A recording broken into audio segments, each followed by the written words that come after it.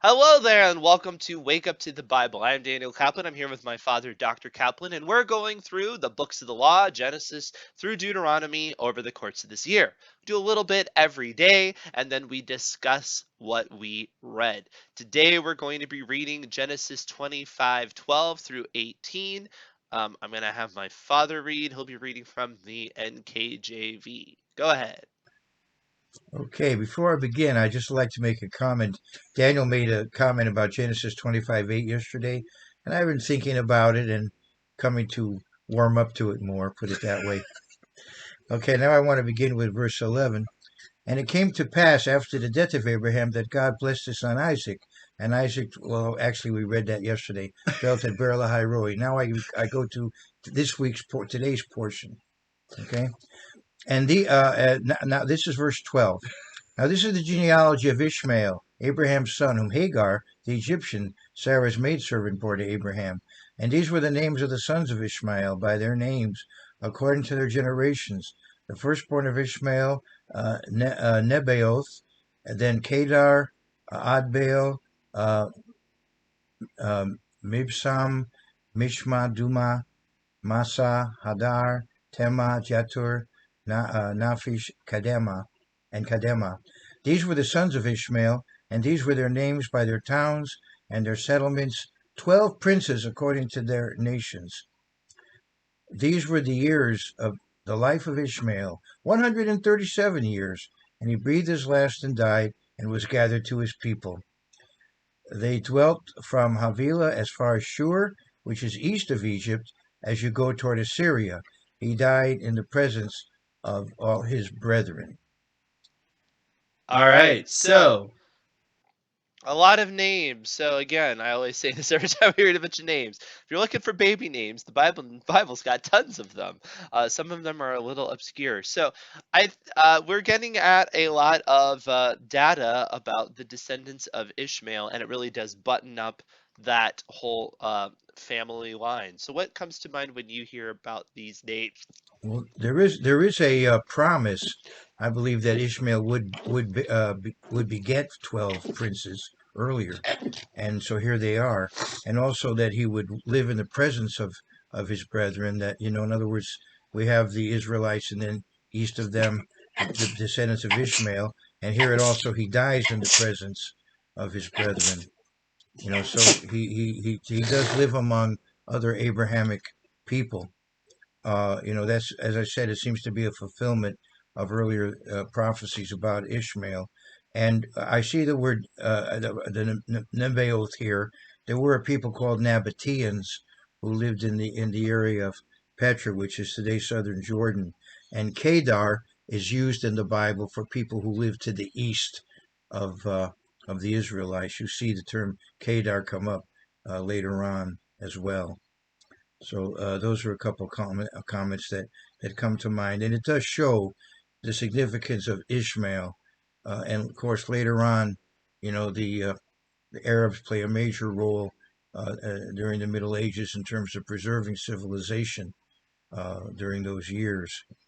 And Ishmael does not live quite as long as Isaac or as long as Abraham, but he still does live a long life.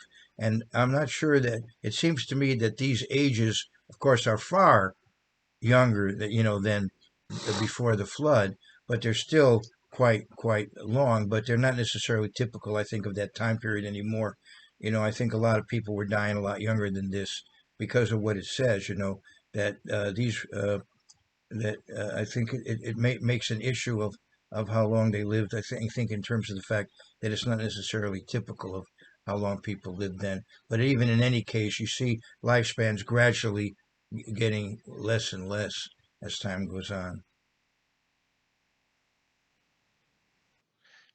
Yeah, I think it's important that we have these sort of accounts to really give us the sense of the history and the depth. It's world building, as it were, in the narrative sense. It lets us know context of where we're at in history and things like that.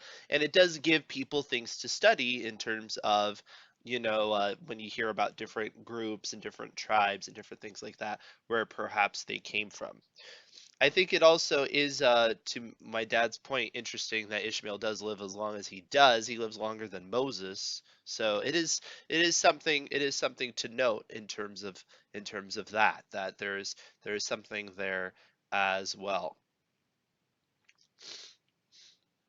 And again, the fulfillment of the promise of the 12 princes, which it just brings it all full circle. It does a good job. One thing too about a lot of these accounts in Genesis ending with these sort of lineages is to speak to what was important to people, and that is, your legacy. Again, getting back to Abraham.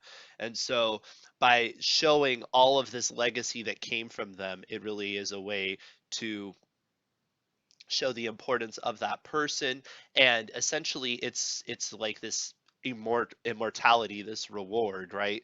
And again, we have the gathered to his kinfolk thing. But I mean, I think one reason why this goes together is, even if you want to take it, more literally, that they are gathered because they're dead and they're buried with among their fellow people. Again, it does speak to immortality when you have all these mentions of the descendants and all of that. There is a reach in the narrative towards something bigger than just your time on Earth. At least that's how I see it. Uh, Thoughts? well, that's to go back to the word, the words of Abraham Lincoln. I think he said that man was fashioned for immortality. Exactly. And I mean, everybody, even militant atheists, will talk to legacy as a way to essentially have immortality, which I think is true. But I think obviously the Bible speaks of a greater immortality than just that. And I think even if you don't want to take these verses as specifically speaking to that, I can certainly think thematically you can make that point, that it's speaking to the immortality of descendants, but also to a greater immortality as well. Any other thoughts? Yes, human beings are not inherently immortal. Immortality is a gift, and ultimately, immortality comes to those who have a proper relationship to God through Jesus Christ, which is, of course, a subject for another time. Yep. Yep. And if you watch our epistles podcasts, you're going to get more of that sort of information. And you're like, I don't even know about these things. Well, if you were a subscriber, you would. So, like, subscribe, hit the bell, and then you'll get notified for everything that we produce. And please comment below if there's anything that we talk about that you would like more clarification on, any parts of the verses that you would like questions about, anything of that sort. And we will see you tomorrow.